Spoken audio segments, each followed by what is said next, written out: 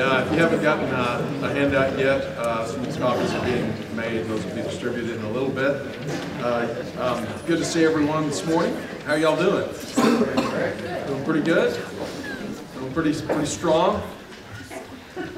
Well rested? You feel like at the pace that you're living your life at right now, you're good to go? You can got another 30 years of this? No problem, right? Well rested, ready to take on. That's good, I hope so. Because if you're not, you're going to feel really guilty by the end of the class. So, this is a class on discipleship in daily life. We're trying to learn to walk with Jesus, to be with Him, to simply spend time in His presence, to allow His life to rub off on ours so that we can eventually become like Jesus to the end that ultimately we would be able to do as Jesus. And I think certainly we see that Jesus was productive, maybe unlike anyone who's ever lived in terms of the outcome of His life and what it has accomplished in the world and meant to more people. And yet, though He did so many things, in fact, John says that there would be, no way to record all the things that he saw Jesus do. And yet, as you read the Gospels, you don't ever get the sense that He was in a hurry, that He was rushed, that He was just overwhelmed with busyness, as we often are. In fact, quite the opposite. I notice how present, to use a modern word, He is in almost every situation where you find Him. And I'm thinking in particular, off the top of my head, of the situation where He had been called by the synagogue ruler Jairus to come heal his daughter who was at the point of death. And Jesus, in response to this, is making His way there when there is a woman who has an issue of blood, some problem that is embarrassed by her situation. And what does she do? She sneaks in the crowd. There's a big crowd pressing around Jesus as He's making His way to Jairus' house. And she reaches out and she touches the hem of his garment. And immediately Jesus notices that. There's all these people pressing in around Him, but He notices her. There's something different about her touch than there was everyone else's, and He pauses. He stops in the middle of His way to take care of a rather urgent task, a little girl, 12-year-old girl who's dying, and He pauses to ask who touched her. And I don't know, it's hard sometimes to know as you're reading these narratives how long this exchange between Jesus and the woman took. But undoubtedly some time passes. Jesus has paused what He was doing in order to be present with her, to properly address the situation with her. And so much time passes that by the time this is over, what happens? Yeah, Jairus' 12-year-old girl dies, and the messengers come and say, don't bother to bring Jesus in. The little girl is dead. And then Jesus just plods His way on there. And of course, we have a 2-for-1 miracle in that story where He not only heals the woman, but also the synagogue ruler's daughter. So you get this sense of Him having purpose, Him knowing what He's about, but not scattered, not fractured in His soul, not hurrying and bustling about.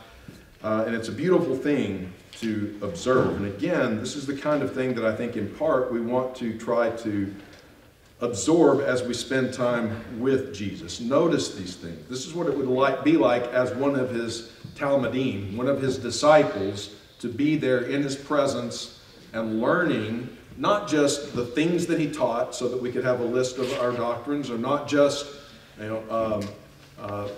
all these various practices that we might perform, but learning a lifestyle by walking with Jesus. And I think that we see that in His invitation to us in Matthew 11, 28 through 30. That says, "Come to me, all you who are weary and burdened, and I will give you rest." So Jesus is inviting a weary and a burdened people to come to him in order to find rest. "Take my yoke upon you and learn from me, for I am gentle and humble in heart, and you will find rest for your souls. For my yoke is easy and my burden is light." Such beautiful and powerful words.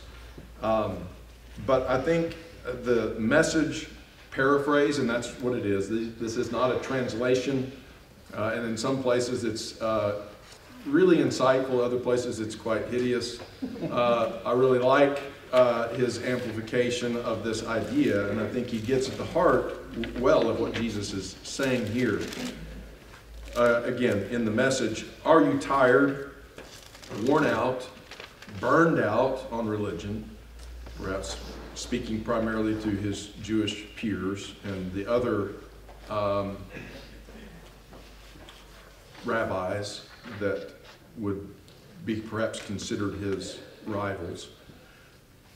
He says, "Come to me, get away with me," again, be with Jesus, "and you'll recover your life." You ever feel like you're so busy making a living and doing the things that you don't really experience a life? You'll recover your life. I'll show you how to take a real rest. And then I love this. He says, "Walk with me and work with me. Watch how I do it. Learn the unforced rhythms of grace." That right there is worth the price of admission, right? Learn the unforced rhythms of grace. "I won't lay anything heavy or ill-fitting on you. Keep company with me and you'll learn to live freely and lightly." So this unburdening of, I don't know about you, as you get older in life, it just seems like, I don't know if there's ever a point in life, Brother Birch, at which some of those feelings of burden, of responsibility that seem to grow with age and time. Maybe when you're finally 70, 80, or 90, it starts to feel a little different. But my experience has been that far from what I thought when I was in college, that, once I finally get out of college, then I won't have all these tests to study for and life will get easy. It's never been like that. It's like the next thing in life just becomes the next increasing weight of burden. But Jesus says he's inviting us something that's not ill-fitting, not oppressively burdensome, and we can learn to live in his yoke in a way that is free. And again, this is a call that sounds to me like a call to a lifestyle, right? A way of living. One of the foremost scholars of the Gospel of Matthew today is a fellow by the name of Frederick Bruner. And in commenting on this passage, he says, "A yoke is a work instrument." I think we all know that. We're not living in a heavily agrarian society, but we know this was an instrument that you would use to typically join a couple or a team of mules or animals together to pull a plow or a cart or whatever. A yoke is a work instrument. Thus, when Jesus offers us a yoke, he offers what we might think tired workers need least, right? They need a mattress or a vacation, not a yoke. But Jesus realizes the most restful gift he can give the tired is a new way to carry life, a fresh way to bear responsibilities. I think that's a beautiful insight. And one reason I'm afraid that Jesus isn't as attractive to the world as he might otherwise be is that Christians tend to be just as weary and heavy burdened as everyone else in the world. In fact, in some ways, to use the Message expression, we do everything just the way the world does in terms of our pursuits of our career, material goods, all of the other things that our neighbors, our co-workers, everything that they do, and then we add on top of that our practice of our religion and involvement in our church. And so if anything, sometimes we can become more weary and more heavy laden than everyone else. So they look at our lives, perhaps, that is the world, and assume that our God must be just as oppressive as their God. Why else would we be living the lives that we're living, if not because we felt compelled to do so, because it was what is demanded of us by a God who only sees us as modules for production value, right? That whatever we can produce is what we are worth, and if we don't produce enough, then we're worthless to Him. In fact, too often we make our God look more like Pharaoh than the God of the Exodus. And here's what I mean by that. In Deuteronomy 5:15, God says through Moses to the people, "Remember that you were slaves in Egypt, and that the Lord your God brought you out of there with a mighty hand and outstretched arm. Therefore, the Lord your God has commanded you to observe the Sabbath day." So why did Israel, in this instance, why were they told to observe the Sabbath day? So they could see the difference of being oppressed versus being Lord. Exactly. Pharaoh claimed to be God. He was the image of God on earth, and Israel was his property. These were his slaves. These were my people. Remember the challenge between Moses and him, let my people go. This is what God says, and Pharaoh's not, I'm God here, and they're my people. I'm not going to let them go. And he saw in them their value was totally measured by what they could produce for his benefit. And God wants them to see that his relationship with them is different. He's not valuing them solely on that basis, but rather wants for at least one day of the week for them to come away from production, to stop. That's literally the meaning of the word of Sabbath, as I understand it, is stop. Not because you're finished, not because you're exhausted even, not because of any other reason. You just stop because the Lord's inviting you to spend time away and in His presence and not producing. Okay?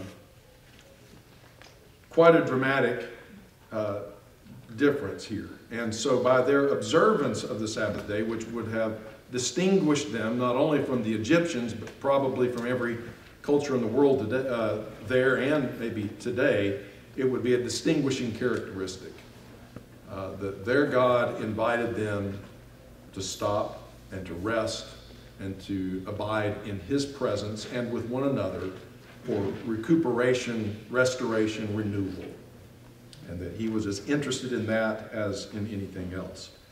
And then, interestingly, in Exodus 20, and verses 8 through 11 in the Ten Commandments, given there, He gives a slightly different reason for the observance of the Sabbath. He says to them, "Remember the Sabbath day to keep it holy.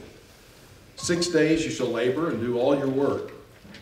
But the seventh day is a Sabbath to the Lord your God. On it you shall not do any work, you or your son or your daughter, your male servant or your female servant, or your livestock or the sojourner who is within your gates. For in 6 days the Lord made heaven and earth, the sea, and all that is in them, and rested on the seventh day. Therefore, the Lord blessed the Sabbath day and made it holy." Several things to notice here. They were to remember it. It was to be a holy day for them. They were to be productive and labor for 6 days. But the seventh day was set off from a day of toil and work and production. So, on it, you're not supposed to work, but who else is not supposed to work? So if you think of the primary recipient being male heads of households. Okay, yeah, your servants are also to not produce on this day. So You serve God, and God gives you a day off. You have servants. You give them a day off. What about your wife? Get in the kitchen, right? Make something to eat. You give her a day of rest. Hey, Junior, go mow the yard. Whatever, you've got jobs you need these people to be. I've got to take a day off, so you guys got to carry the slack. It was a day that they were to receive rest and to give rest. Okay? So this is the Sabbath mindset. The heart is that we serve a God who wants to give us rest, and that therefore we should extend that sort of rest to one another. And all of it he roots here, interestingly, not in the contrast between Israel and Egypt. Their deliverance from slavery, where a sick slave, a tired slave, a non-productive slave was a dead slave, into the liberty of being a child of God and invited into his restful presence on the Sabbath. That's not the point that he makes here, but rather he roots it in creation, doesn't he? 6 days, remember the story, Genesis 1, God creates the world. On the seventh day, he rests. And part of what scholars clearly see Genesis 1 and 2 doing is laying a pattern for humanity, in that God is providing an example. We are God's reflectors, his image bearers in the world, so before he tells us to reflect his image, he gives us a model of what that looks like, and he works. He goes to work each day and leaves the place a little bit better than it was the day before.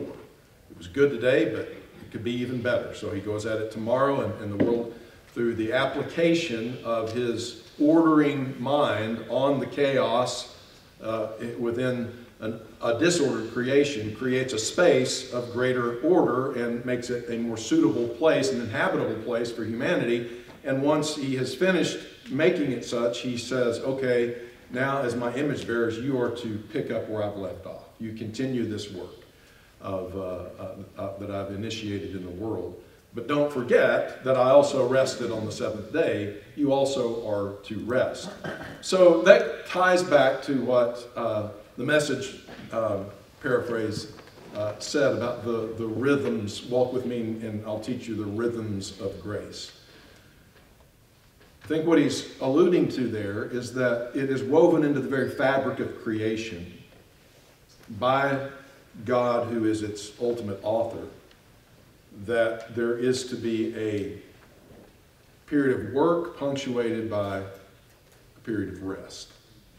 And that's the way the world is intended to work, and that's the way humans who reflect God's image in it are intended to work. Now, imagine that in place, and your neighbor asks you how you're doing, and you're able to say, to be honest, I'm refreshed. I feel renewed. I've been, my shepherd has led me beside the still waters and beside the green and into the green pastures.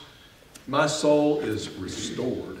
I'm feeling pretty strong, and really it kind of feels like out of my belly is flowing a fountain of living water. That's kind of how I feel.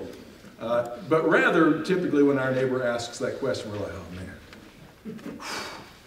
you wouldn't believe it. You just wouldn't believe it. If I told you what my week, what my month, what my year has been like, and how slavishly I have been putting my nose to the grindstone, you might not even be able to bear hearing the story. We take such pride in that. But again, is this the thing that Jesus is trying to yoke us to? Is this what he's calling us to as his disciples? As we walk with him and become like him, will we look like that or not? Now, I know that in some minds, maybe everybody's, there's also this thing going on, cognitive dissonance. Sterling. I had to go home and look up Wikipedias to find out what this means. But there's this disconnect in our brains, for the rest of us, between, the Sabbath is like the Jewish things, that Old Testament thing, and we're Christians, we're in the New Covenant, the Sabbath is no more. So how do we try to work all of this out? Well, let me give you my thoughts on this, and then we'll open some things up for discussion in a few minutes. Several New Testament books, but Galatians in particular, teaches us that Moses was like a tutor, and Moses and his law was like a tutor, a schoolmaster who brings one to Christ. And the idea that's expressed there under a couple of different metaphors is that you can think of humanity in general, and God's people in particular, as being in their minority, their childhood, under the time of Moses. And Moses' job was to tutor and school and develop humanity, and God's people in particular, to a point where they could graduate from grammar school, all right, and enter into adulthood. Now, children need lots of rules, if you haven't noticed. If you've got kids, you know you've got to all the time be telling them, you've got to do this, and then after that, you've got to do this, and everything has to be very carefully spelled out and reminded, because if you don't keep those rules and orders ever before them, they lose it, right? They have to have a well-structured and well-ordered world. And as we grow up, hopefully what happens to us is that the number of those rules sort of decreases, but the meaning, the significance, the purpose, the principle that was implied in the rules is ingrained within us, right? Unless you're a college freshman. What a college freshman does is he leaves home where there were all the boundaries and rules, and he goes off to school and says, hey, there's no one to tell me what the curfew is. I can stay out as late as I want, up as late as I want. I can eat what I want. I don't have to clean my room. I don't have to do this, that, or the other. And it usually takes the better part of a semester, sometimes a year, for a typical college student to kind of figure out, wow, this isn't working for me too good. And then all of a sudden you're like, maybe there was a reason Mom and Dad told me that I need to go to bed on time, I need to eat the right things, and I needed to keep some measure of order within my bedroom.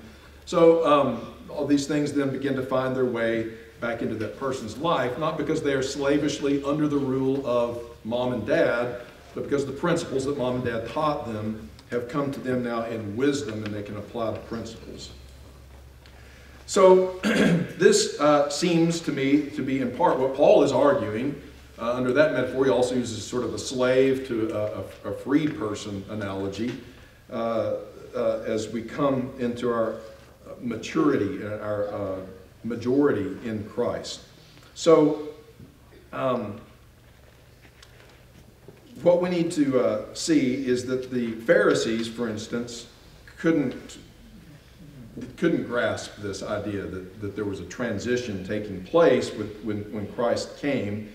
And the maybe major point of conflict between them and Jesus was over the Sabbath. I don't know how many times, it would be interesting to count it up, but how many times Jesus and the Pharisees went head to head specifically over the Sabbath.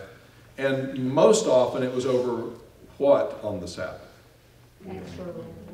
The extra rules that they had. And so in fact, they were like, you know, Moses was a schoolmaster, but he was kind of loosey-goosey with the rules.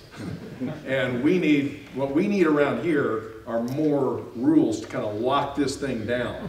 And once we get it locked down, then God's going to bless us.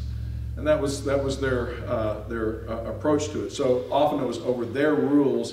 But what did Jesus do that often provoked a disagreement with them over the rules. Yes, miracles. Generally, miracles of healing that Jesus would perform, and it just would just tear them up. So much so that they, on more than one occasion, after Jesus performs a miracle of healing, decide he is so outside the boundary of God's law, we're going to have to murder him. Okay? I don't know if you catch the cognitive dissonance there, the inherent contradiction between murdering someone and their healing on the Sabbath. But this is what Jesus would repeatedly do, and apparently with some intentionality. He was looking to bring this to a head. Well, when you think about the Sabbath principle that we've discussed already, the idea of receiving, giving rest, entering into fellowship, being restored and refreshed and renewed, what do you think a miracle of healing on the Sabbath, is that a problem, or is that a beautiful illustration of what the whole idea is about?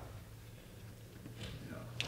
It's like they should have gotten this. If their thinking and heart had been in the right place, they would have seen,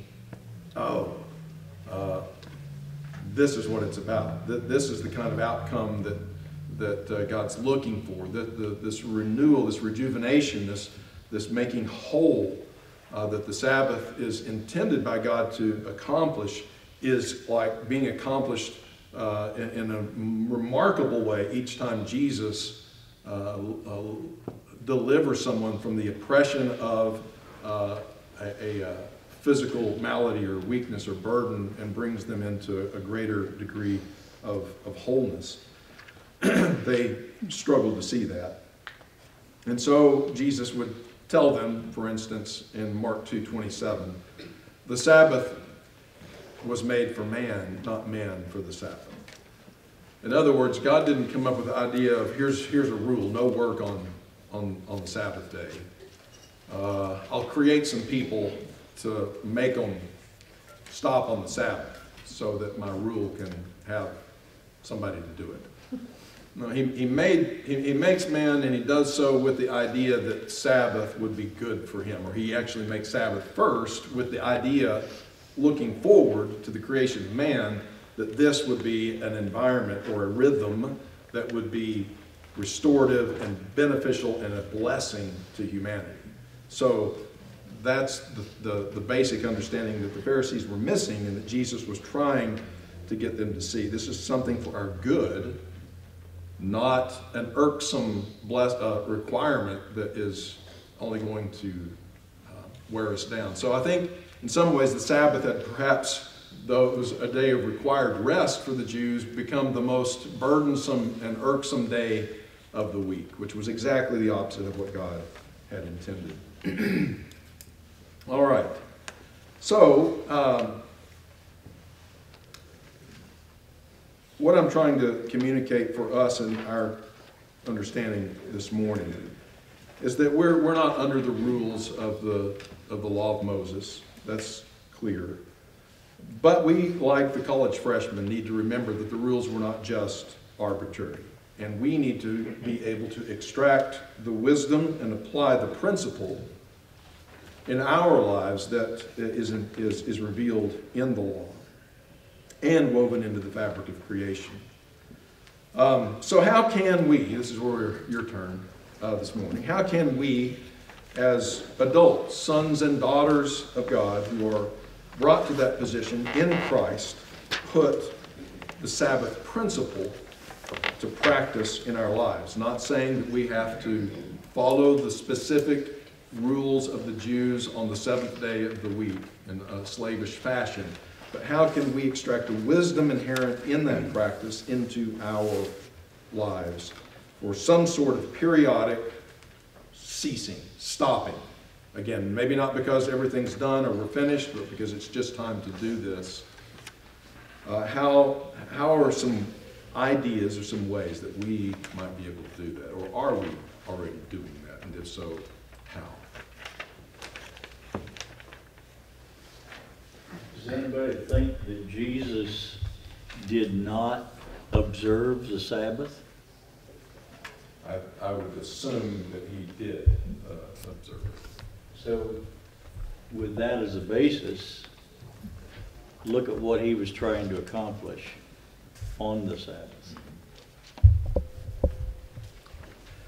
And again, I think that's part of what, you know, being invited to walk with him is to think of that lifestyle, that this was a regular practice for him as an observant Jew under the law, and he certainly is not at war with the principle, though he's at war with the misuse of it by the Pharisees. Really comes to bear on this.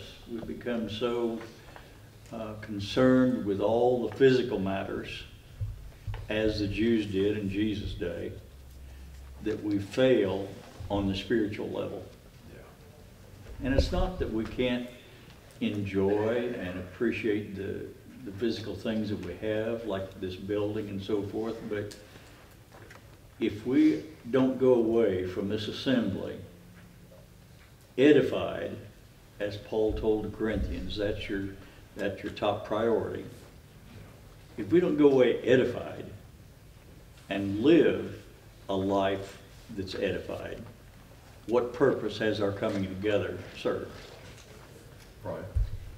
Yeah, I mean, to your question, I mean, one of the things is we don't have to just carve out one day. I mean, this could be different parts of different days. But for many of us, because Sunday for many people is a day that they aren't working, certainly a day that lends itself. And it's one of the things, too, I commend you and the other elders for making the switch in our services. Now, you and I have talked about this over the years. You know, for many of us, many times by Sunday night, I was more tired than I was Friday night.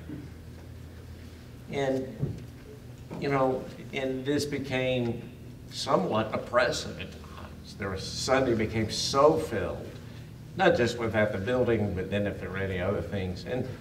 And different people have said to me, and probably to you, you know, that in fact, Corey Fielding was saying this to me Wednesday night, of how their time with their family now has improved and they spend time.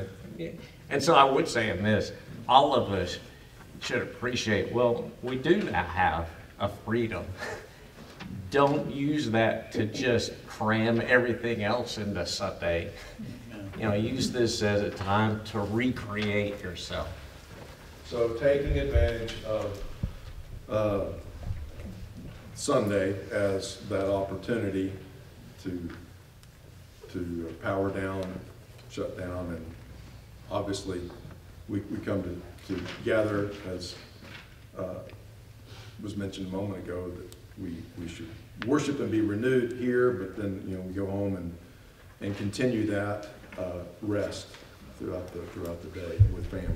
To say if the basis of the class is to be like Jesus and to do like Jesus, then maybe the things that we should do are the things that give us life or the things that bring life to others. And sometimes that means, like on Sunday, I'm going to throw the football with Everett because I don't have the time during the weekdays, because that brings him life. Yes. Or sometimes that means I'm going to bring life to somebody else by visiting, you know, an elder member of the congregation. And it doesn't have to mean the same thing. Sometimes I need to bring life to myself, and sometimes I need to inject life into somebody else. So whatever that is, that seems to be the thing that Jesus was busy doing on the Sabbath. Good.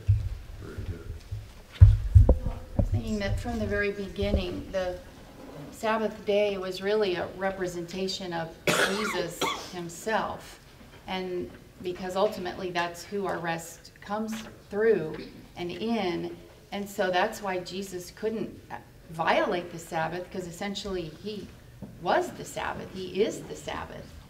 And that's also why we don't really have a particular day anymore, because as followers of him, our rest is always in him, now and then, of course, eternally.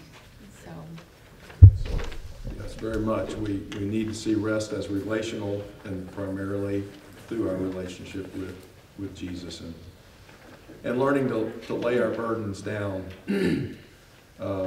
on him. Only he has the capacity to bear all the weight and worries of the world. And our failure to remember that, I think, leads to the stress and burnout that we often are feeling. So much of it's in our mindset. We live in a society that teaches us that we've got to, we must, we should, and we live in this headspace of constant oppression of I'm not doing enough, it's got to be done right now, everything's on fire. And we don't know how to just set things down and let it rest, and to let ourselves rest and not feel that constant pressure. And I think a big part of that is being very intentional with our mindset of changing the way we think and looking at things as though they really aren't on fire. The world's not going to come to an end if you don't do it right that second. Yeah, and as a business owner, I feel that all the time, yeah. So I have to step away from it. And that I think is a big part also of the Sabbath. Especially as you read through the Old Testament, you do see some of that as this God wants us to get out of the mindset that it all rides on us. If I'm not making it happen, the world just literally is going to grind to a halt. And God's wanting us to remember, no, it's going to go on just fine with you being still. This also becomes a place where so many of the practices that we've been talking about already, which we've described as sort of vessel practices or trying to create space for the presence of God to come down and be experienced in our daily lives. I think when we do give a special period of time to shutting everything down and letting God really have an opportunity to saturate that time and space, then again, that enables us as we re-engage in our busy work weeks to have that an echo of that continuing with us. Yes. I was trying to find it, but I could, I'm trying to go from memory here, but there was a cartoon that was put out not too long ago, and it said, I'm so good at my job that now I get to do other people's jobs as well. My boss has realized I'm so good at my job that I get to do other people's work as well. And I had a friend tell me one time that God's plan for us is for us to work to live, not live to work. And so I had to learn this word in the English language that we really don't like to use, no. And there are times when you have to say no. And I think that as Christians we want to serve and we want to do things for others and we want to set that example and we want to be the best employee because that's what God expects us to do. And we want to serve others and we want to make a casserole and we want to run this errand for this person and we want to go visit this person and we want to, and we fill our plate so full that we don't ever feel like we have that rest. And I think that leads to burnout to a lot of Christians are like, they finally just throw their hands up and go, I'm done.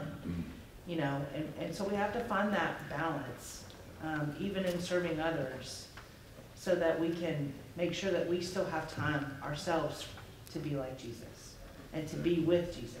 And by taking those opportunities, if we'll use those opportunities to really rest in His presence and fill ourselves with His goodness, I think then we'll find our ability to serve others coming out of that in a place that is from His infinite reservoir rather than our limited resource.